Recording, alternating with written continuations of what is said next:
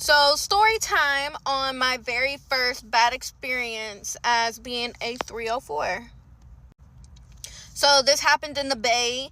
At that time, there was a street called Cap Street that girls would walk up and down on. But they have shut it down. There's roadblocks up. We can no longer work on that street, unfortunately. So this one time, I had this guy pull up. He asked me my price. So I told him, we agreed. So I got in his car. And this is the type of street to where you have to do car dates. You cannot get a room. It was not that type of street. You had to do your date in the client's car.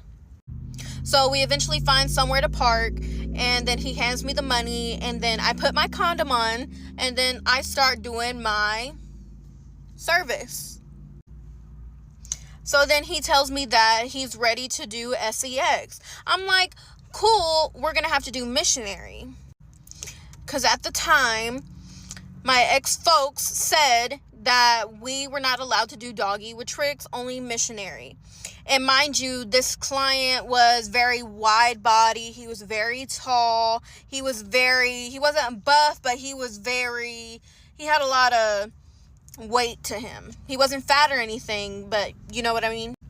And then once I told him that I don't do doggy, he was like, oh, well, I need my money back then. I was like, well, you're not getting your money back because I already started my service, and once the money's in my hand, you can no longer get the money back. Point blank, period.